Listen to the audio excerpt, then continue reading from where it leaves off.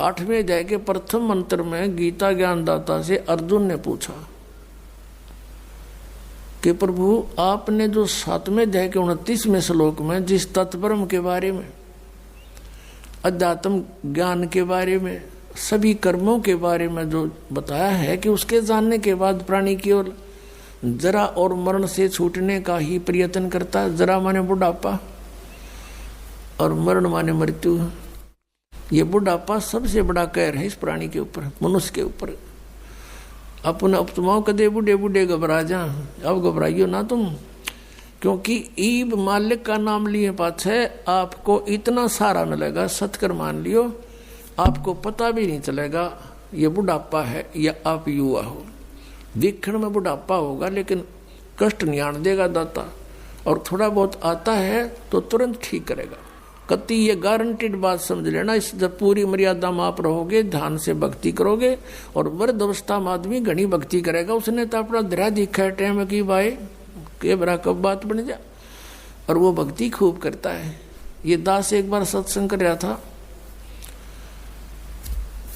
मनोरपुर गांव में, और उनका जो पिताजी था वो था तो अच्छी आत्मा का, लेकिन वो ये ज्ञान नहीं था बेचारा किसी को भी।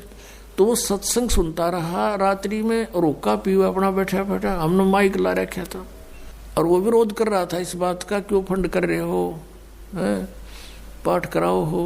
दूसरे दिन शाम ने वो बुढ़ा आ गया। वो लड़के के दोनों से सत्संग हो रहा था, उसकी पत्नी थोड़ी पत्नी नुस कह रही थी, बाद में बता दी। मैंने न सोची ये बुढ़ा ही पता नहीं क्या कहेगा महाराज ने। यू बैठ गया आकर, उसकी आंखों में पानी आ गया। 60-65 साल का व्यक्ति था। नो बोला जी मैंने ये बात आज तक नहीं सुनी थी जो आप ज्ञान सुना रहे थे, और मैंने तो सारा जीवन खो दिया इस धंधा पीठ कई। मेरा केरा होगा, मेरा क्या होगा अब।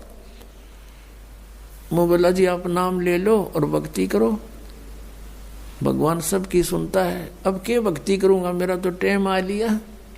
न्यू कह को फिर रोन लग गया, और कहता मैंने तो सारे जीवन में मेरा धंधा कराया है, खूब जमीन बना दी बच्चों के लिए, और ओक्का भी गणाए पिया करूं, और आपने ओक्के में तो बहुत पाप बताया। माँ जी भगवान का बताया मैंने तो, इसमें बहुत गुना पाप है, शराब में, मांस में, ये तो बहुत तम्बाकू में, ये तो घोर अपराध है, चोरी ठगी जारी में। अब बोला मेरा क्या बनेगा, अब मेरा तो पेटा भरा ही को नहीं। आपने ज्ञान निशा दे दिया, ना ज्ञान था इतना तो चलो दुखी भी ना था, तो दुख भी गणा होगा। तो मैंने उसको कहा कुछ नहीं बिगड़ा आपका, आप नाम ले लो। अकीब के नाम लूंगा मैं, मेरा तो टाइम आ लिया। मैंने उसको समझा कि जैसे कुएं में बाल्टी गिरती हो, लंबी लंबी रस्सी होती थी पहले, 150 फुट के 100 फुट के कुएं होते थे नीचे, इतना गहरा पानी होता था, और लंबी रस्सी होती थी। तो उसमें कहते हैं जब मान लो वह बाल्टी कुएं में गिरती हो, रस्सी लटकती आ रही हो, और भाग के पकड़ने की चेष्टा करे, और उसकी पूछड़ी सी भी ठा जा end of the rope, last में उसकी वह पूछड़ी भी ठा गई 6 इंच की भी, तो इन्हों सोच ले सब कुछ मिल गया। और जब उसने भी छोड़ दे, गई जान दे, तो वह गई फिर वो तो जा ही रही है। तो वह पूछड़ी पकड़ने के बाद पानी भी मिल रहा और बाल्टी भी आ गई, कुछ भी कौन गया। आप नाम लो, भक्ति कर, आपकी तो पूछड़ी सी रह रही है। और इस जीवन में भक्ति पार हो जाओगे। जीवन तय थोड़ा ही भला जय सत सुमरण हो, और लाख वर्ष का जीवना कोई लेख धरे नहीं कोई।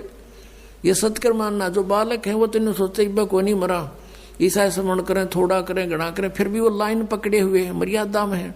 और बुढ़ा आदमी तो सोचा बेरा नहीं कद कट जा, दिन रात अपना भक्ति में ध्यान रखेगा, तो वह बात उसका करड़ी समझ में आएगी। और मैं बोला बात सुन ले, जय नियम में रहेगा, जितनी आयु चाहिएगा उतनी दे देगा परमात्मा। जो कबीर भगवान है, ये आयु बढ़ा देता भगवान की।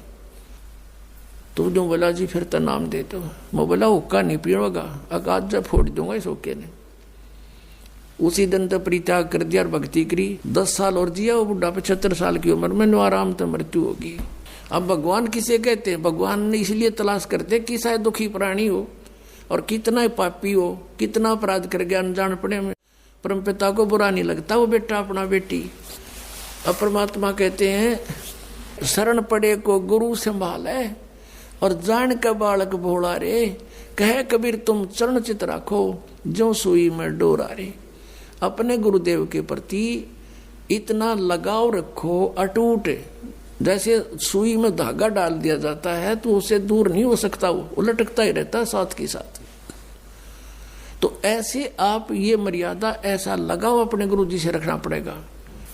और फिर कहते हैं शरण पड़े को गुरु संभाले, जान का बालक भोला रे।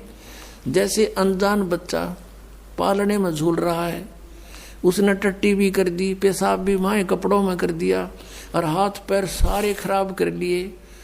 अब माँ आती है, वो देखती है कि तो सारा काम बिगाड़ रखा है, उसने वो बेटा या बेटी बुरा नहीं लगता, उसको पता है कि बालक से इसको पता नहीं, उन्हें नवावेगी, धोएगी, कपड़े धोकर सुखावेगी, फिर उन्हें दूध पियावेगी, सीने तो लगावेगी, प्यार करेगी।